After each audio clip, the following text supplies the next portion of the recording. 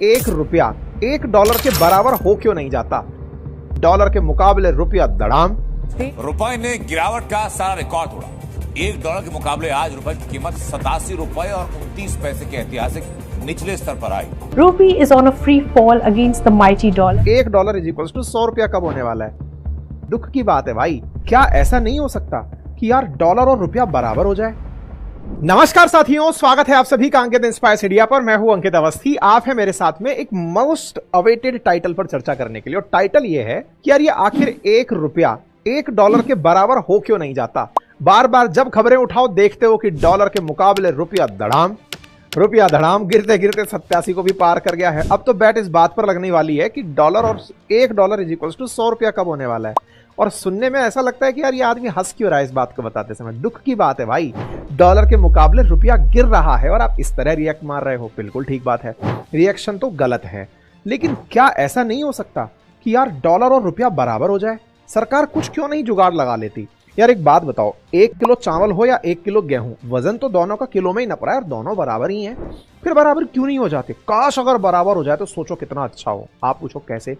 Dollar और रुपया बराबर हो भाई साहब, आईफोन 999 रुपए में मिलने लगेगा भाई साहब। लैम्बोर्गिनी फरारी जैसी गाड़ी 4-5 लाख रुपए में इंडियन करेंसीज में आने लगेंगी। मतलब कुल मिलाकर के ऐसा हो जाएगा कि सब कुछ आराम ही आराम होगा। तो दिमाग में बहुत सारी तैयारियां हो गई। तो चलो यार भाई साहब, तैयारी कर ही ली तो कर ही देते हैं इसको एग्जीक्यूट। अनाउंसमेंट ये है कि इस 15 फरवरी की मध्य रात्रि 12 बजे 1 रुपया $1 के बराबर होगा। लीजिए अनाउंसमेंट सुनिए। मित्रों, आज 15 नवंबर को मध्य रात्रि यानी 12 बजे से 1 रुपया $1 के बराबर होगा। लेकिन जितना इजी तरीके से मैंने आपको बोल दिया, ऐसे अगर होने लगता फिर तो पूछिए नहीं क्या क्या हो जाता। साथियों, 10 साल पहले देश के प्रधानमंत्री ने कहा था ये ऐसे नहीं होता। मित्रों, मैं शासन में बैठा हूं, मुझे मालूम है इस प्रकार से रुपया इतनी तेजी से गिर नहीं सकता। अरे ये नेपाल का रुपया नहीं गिरता है, बांग्लादेश की करेंसी नहीं गिरती है, पाकिस्तान की करेंसी नहीं गिरती, श्रीलंका की करेंसी नहीं गिरती। क्या कारण है हिंदुस्तान का रुपया पतला होता जा रहा है? हमारी फाइनेंस मिनिस्टर ने बोला था कि ये सच है कि रुपया गिरा नहीं बल्कि डॉलर मजबूत हुआ है। इसका मतलब क्या है भाई? First of all, I would look at it as not rupee sliding, I will look at it as dollar strengthening incessantly. और अपोजिशन सरकार पर जो आरोप लगाती है, क्या वो सही है? आज के एपिसोड में हम ये समझने का प्रयास करेंगे, लेकिन इससे पहले थोड़ा सा रुपए की हिस्ट्री जान लेते हैं। देखिए, जब इतिहास की बात होती है ना, तो कहां से जरूरत पैदा हुई कि सब करेंसी होनी चाहिए, इसको समझते हैं। पहले तक होता यह था कि मुझे अनाज की जरूरत है और आपको सब्जी की जरूरत है। मेरे खेत में गेहूं पैदा हुआ और आपके में सब्जियां पैदा हुई। मैंने गेहूं के बदले आपसे सब्जी ले ली, समझा कि दोनों का महत्व बराबर है, तो दोनों ने सामान का एक्सचेंज कर लिया। लेकिन मेरे पास तो पेन था, मैं इस पेन को लेकर गया, भाई साहब मुझे आपसे 10 किलो आलू चाहिए। उसने कहा भाई साहब मुझे इस पेन की जरूरत नहीं है। आलू की आपको जरूरत हो सकती है, लेकिन मुझे इस पेन की जरूरत नहीं है। टेक्निकली वस्तु विनिमय ही सबसे पहले एक दूसरे के साथ व्यापार का तरीका हुआ करता था, जैसे बार्टर सिस्टम कहते थे। लेकिन उसके चैलेंजेस आप खुद से समझ कर देखिए कि हर किसी के पास सेम बार्टर की जरूरत नहीं थी, और साथ ही साथ ये बड़ा अनऑर्गेनाइज्ड था। कैसे पता लगाएं कि 1 किलो घी और 10 किलो आलू बराबर वैल्यू रखते हैं, ये समझना बड़ा चैलेंजिंग था। कुल मिलाकर के वस्तुओं के विनिमय में एक तो लिमिटेशन की सामान उठाकर कौन चले। आसान तरीके से ऐसे समझिए कि आज मान लीजिए कि एक बोरी अनाज में आपको लेट्स से एक शर्ट मिल सकती है, लेकिन अगर आपको वहीं एक मर्सिडीज गाड़ी खरीदनी हो तो आप कितने सारे ट्रैक्टर भर करके गेहूं लेकर जाएंगे। तो ऐसे में बार्टर सिस्टम की कुछ लिमिटेशंस आने लगी। लिमिटेशंस आई तो फिर वहीं से ही आपदा अवसर को जन्म देती है। देश में बार्टर सिस्टम हटा और कॉइन सिस्टम एंट्री किया। कॉइन सिस्टम एंट्री किया तो इसका एक इतिहास था। इतिहास कहां से था? हड़प्पा सिविलाइजेशन हो या फिर मौर्य कुषाण, इन सभी काल में करेंसी चलती रही। इंडियन करेंसी कभी इंडिया में ही नहीं थी, इसके अलावा भी बहुत सी जगह एक्सेप्ट की जाने लगी। बड़े शब्दों में कहें तो जो ये रुपया शब्द आज अपन यूज करते हैं ना, ये रुपया बहुत सी जगह पर चला क्योंकि ये संस्कृत शब्द रुपए से लिया गया था। और साथ ही साथ शेरशाह सूरी का जो काल था वो आधिकारिक काल माने जाने लगा जब से इसकी एक्सेप्टेंस बढ़ी। शेरशाह सूरी ने जो सिस्टम चलाया उसी को अकबर ने मान लिया और उसने उस मॉनेटरी पॉलिसी को एज इट इज जारी रखा। चूंकि काबुल से लेकर चटगांव, कश्मीर से लेकर दक्कन तक मुगल डायनेस्टी का विस्तार था, तो उन्होंने अपनी इस पूरी डायनेस्टी के लिए टकसाल बनवाए कि भाई हमारा सिक्का चलेगा। तो सिक्के गढ़वाने शुरू किए और जहां तक उनका विस्तार था कार्य क्षेत्र का, वहां तक उनके सिक्के चलने लगे। अब चूंकि कई ट्रेडर्स मुगल डायनेस्टी के ऊपर भरोसा करते थे, तो मुगल टकसाल से निकले हुए सिक्के धीरे धीरे यहां से आगे भी जाने लगे। टकसाल से बने सिक्के, सोने के, चांदी के, इन सिक्कों को और जगह एक्सेप्ट किया जाने लगा कि भाई ये एक जगह से बनकर आया है, तो ये व्यापार के अंदर उपयोग में लिया जा सकता है। संयोग है कि अकबर के शासनकाल में चला हुआ पहली बार इंडियन करेंसी पर रुपया शब्द भी दिखाई दिया। इस तरह भारत में ट्रेड करने के लिए ब्रिटिशर्स, डच, डेनिश और फ्रांसीसी ईस्ट इंडिया कंपनी को अपनी चांदी को एक करेंसी में बदलना पड़ा, जिसे हर जगह एक्सेप्ट किया जा सके। 17वीं सेंचुरी के अंत और 18वीं सेंचुरी की शुरुआत में कंपनियों ने मुगल रुपए को एक ट्रेडिंग कॉइन बना दिया। इसे श्रीलंका और इंडोनेशिया जैसे उनके नियंत्रण वाले क्षेत्रों में निर्यात किया जाने लगा।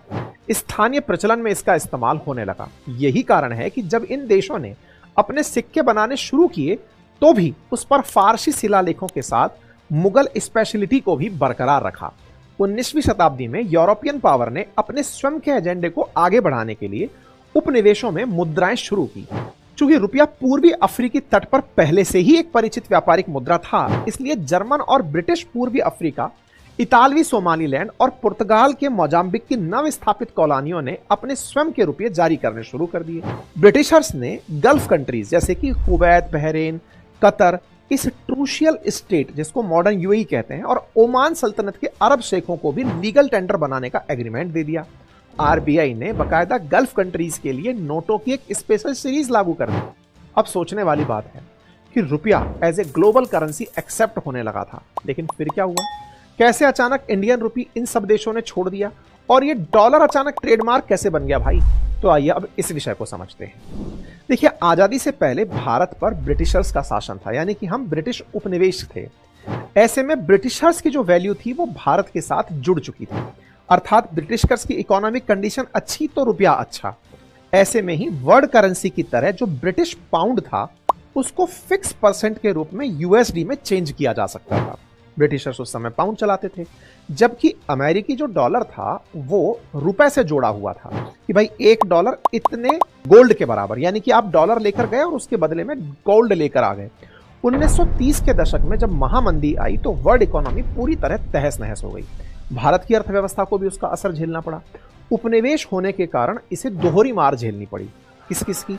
एक तो सेकेंड वर्ल्ड वॉर और फिर वर्ल्ड इकोनॉमी को बड़ा झटका। भाई 1944 में एक वर्ल्ड समिट हुई जिसका नाम रखा गया ब्रेटन वुड सम्मेलन। उस समय यूएस इकोनॉमी दुनिया की सबसे बड़ी इकोनॉमी बन चुकी थी, तो यूएस ने खुद को सुपर पावर के रूप में एस्टेब्लिश कर लिया।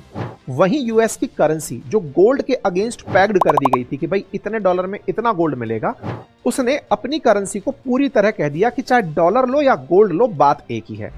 ब्रिटिश पाउंड भी अब डॉलर से पैग हो गया कि साहब ब्रिटिश पाउंड से आप डॉलर परचेज कर सकते हो। तो देखो, हम ब्रिटिश पाउंड से, ब्रिटिश पाउंड डॉलर से, डॉलर गोल्ड से, तो ऑटोमेटिकली गोल्ड के बाद जो सबसे प्रीशियस एलिमेंट बचा वो डॉलर था। इस तरह से भारत की करेंसी ब्रिटिश पाउंड से होते हुए डॉलर से कनेक्ट हो गई। हालत ये हो गई कि एक पाउंड बराबर था 13.37 रुपए के 1947 में, जबकि $1 4.16 रुपए के बराबर था। मतलब एक तरीके से पाउंड ज्यादा महंगा था डॉलर के मुकाबले। चलो साहब कोई बात नहीं, फिर भी ये कहने लायक रेट तो है, $1 = 4 रुपए। लेकिन शुरुआत में से ये बराबर नहीं थे। तो फिर बड़ा सवाल ये बनता है कि अल्टीमेटली कोई भी देश अपनी करेंसी की वैल्यू को गिराता क्यों है? वो कौन से फैक्टर हैं जो ये डिसाइड करते हैं कि $1 कितने रुपए के बराबर होगा, या $1 कितने पाउंड के बराबर या यूरो के बराबर होगा? दुनिया में यूएन के अंदर 193 कंट्रीज हैं और उनकी अपनी करेंसीज भी हैं। ऐसे में अमेरिका की करेंसी डॉलर है, लेकिन हमारी तो अपनी करेंसी है। डॉलर के मुकाबले रुपया कितना मजबूत होगा, इसे समझने के लिए हम आपको कुछ बेसिक उदाहरण लेंगे। लेकिन यह जरूर समझा देते हैं कि अगर मुझे डॉलर को रुपए में कन्वर्ट करना है कि $1 इतने रुपए के बराबर है, तो इस दर को हम एक्सचेंज रेट कहते हैं। दुनिया में ये जो एक्सचेंज रेट है ये 3 तरह की होती है।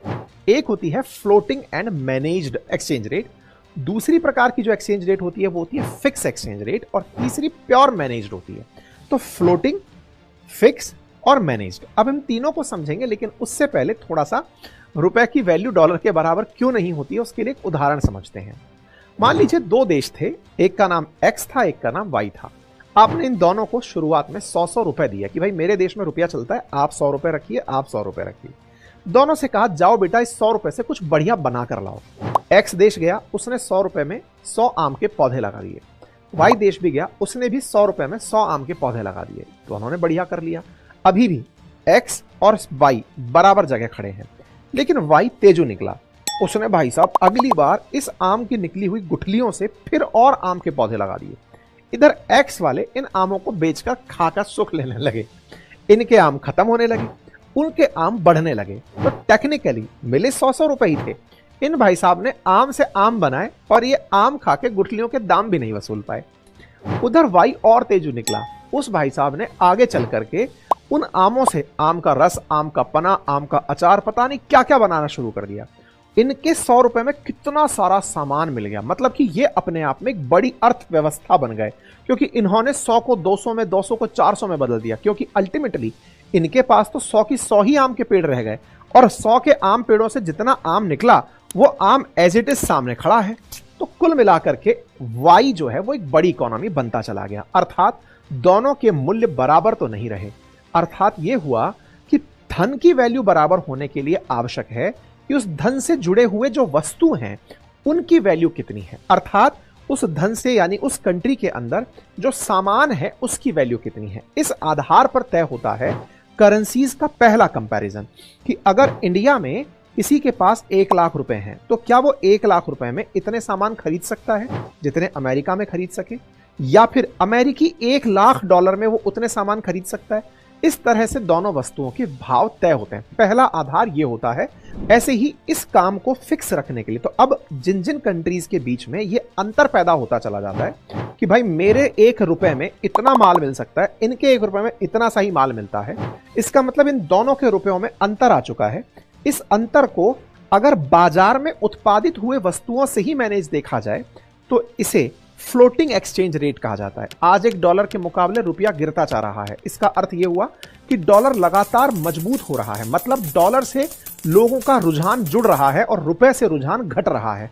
रुपए में वो नहीं हो सकता जो डॉलर में हो सकता है। डॉलर की एक्सेप्टेंस बढ़ रही है, अमेरिकी इकोनॉमी मजबूत हो रही है, अमेरिका के अंदर पैसा बढ़ रहा है, जिनके पास डॉलर है वो माला माल हो रहे हैं। इस तरीके की जो धारणा है ये सबसे पहला इंप्रेशन है। तो ये वाली जो एक्सचेंज रेट है ये फ्लोटिंग एक्सचेंज रेट कहलाती है। ठीक है साहब। दूसरी प्रकार की एक्सचेंज रेट होती है और वो होती है फिक्स एक्सचेंज रेट, जिसमें कोई कंट्री खुद से डिसाइड कर लेती है कि भाई मेरा तो 1 रुपया इतने का ही बिकेगा, या फिर मैं इतने डॉलर में 1 रुपया ही दूंगा। ये डिसाइड करने वाले लोग अपनी तरफ से तो डिसाइड कर लेते हैं। आप कहेंगे कोई ऐसा देश है क्या? बिल्कुल है। बहरीन है, हांगकांग है, इराक है, सऊदी है, ये लोग फिक्स कर चुके हैं। लेकिन वही वाली बात है, कोई देश कहे कि नहीं खरीदना हमको आपका सामान, जैसे इंडिया वाले कहने लगे कि साहब मैं तो 1 रुपए में ही $1 बेचूंगा, तो सामने वाला कहेगा ठीक है सर, फिर हम आपके यहां पर डॉलर का इन्वेस्टमेंट FDI के रूप में क्यों करें? आपके यहां आने का बड़ा कारण यह था कि हमें आपके यहां लेबर सस्ती मिल जाती थी, जमीन सस्ती मिल जाती थी, काम करना जल्दी आसान हो जाता था, इसलिए हम यहां पर आए। आपके यहां पैसा क्यों लगाएं? हम तो अपने यहां जा रहे हैं। इसका मतलब फिक्स एक्सचेंज रेट वाले इकोनॉमी तुलनात्मक रूप से FDI प्राप्त नहीं करती। दुनिया के देश वहां पर आना पसंद नहीं करते। यही कारण है कि भारत ने अपने यहां पर एक्सचेंज रेट्स को बार बार बदला है, अपनी करेंसी को खुद से डिवैल्यूएट किया है, किसी से कहे बिना ही हमने खुद से गिराया है कि भाई सुनो, डॉलर के मुकाबले रुपया कमजोर मान लो और अपने डॉलर को हमारे देश में इन्वेस्ट करने लेकर आओ। भारत ने 1949 में, 1966 में, 1991 में खुद से रुपए को गिराया है। रुपए को गिराया है मतलब कि साहब $1 में हम इतना रुपया कर लेंगे। ऐसा क्यों? ताकि जिनके पास डॉलर है उन्हें लगे कि इंडिया सस्ता है, चलो यहां पर निवेश करते हैं। और हुआ भी यही।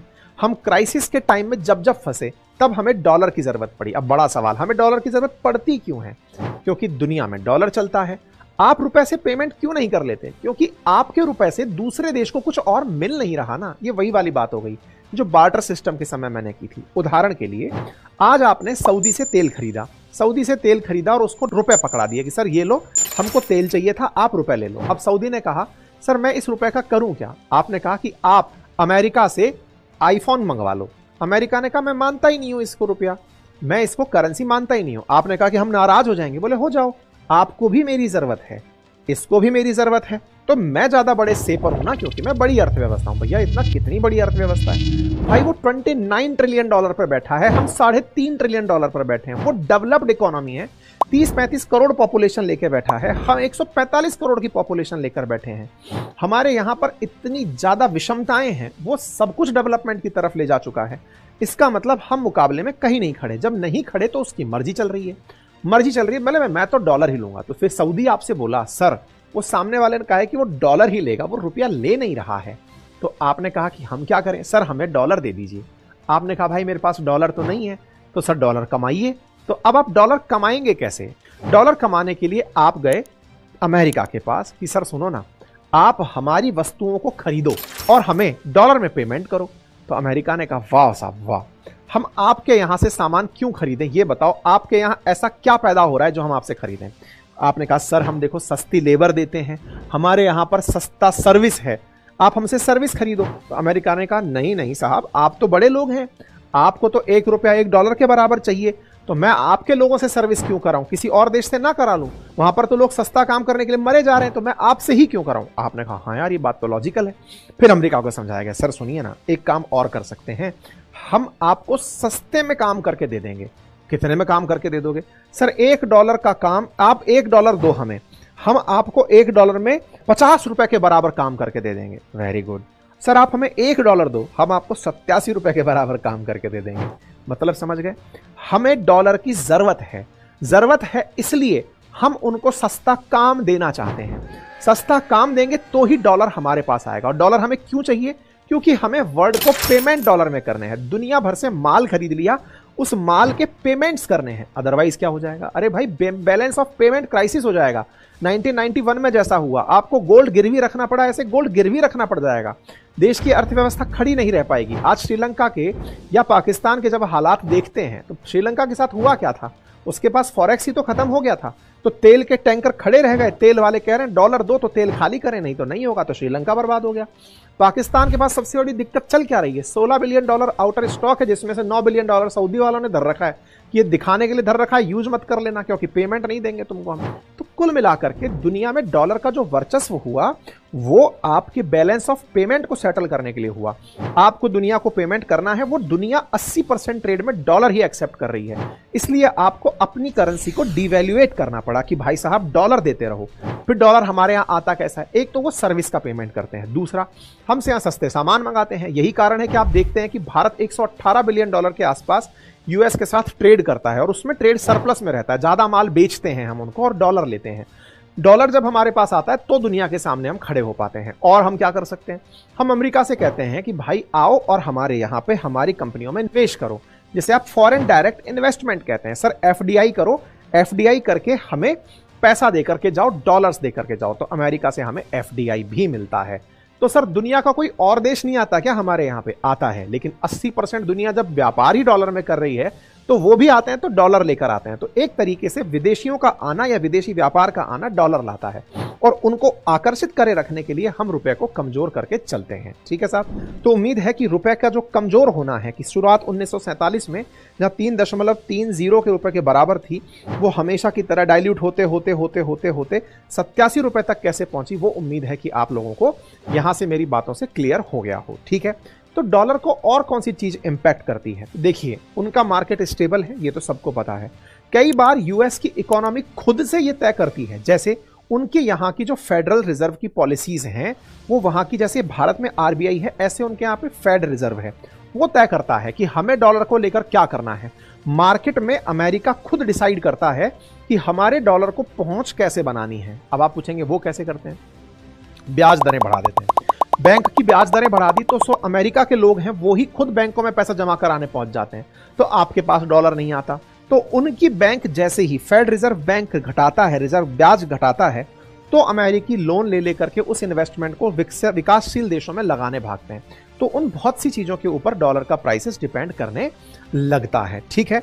अब आपके दिमाग में एक प्रश्न आता है कि सर अगर डॉलर ना ले हम और हम केवल रुपए पर खेलना शुरू करें तो क्या होगा? तो भाई साहब आपको इन सब का सामना करना पड़ेगा, गरीबी का, अनएम्प्लॉयमेंट का, इन्फ्लेशन का। क्यों? क्योंकि जितनी भी बड़ी बड़ी कंपनियां हैं वो अपना सब कुछ उठाकर निकल जाएंगी। हैदराबाद, बेंगलोर, गुड़गांव, जहां पे बड़ी सारी एमएनसीज बैठी हुई हैं सस्ते लेबर के चलते, ये सब निकल करके यहां से बाहर चली जाएंगी। एफडीआई बंद हो जाएगा, बेरोजगारी बढ़ेगी और इंडियन इकोनॉमी पूरी तरह से कोलैप्स कर जाएगी। उम्मीद है कि आप सभी साथियों को यह जानकारी पसंद आई हो। अगर जानकारी पसंद आई हो तो साथियों से जरूर साझा करिएगा। चैनल पर नए हैं तो चैनल को सब्सक्राइब कर लीजिएगा। Thank you so much.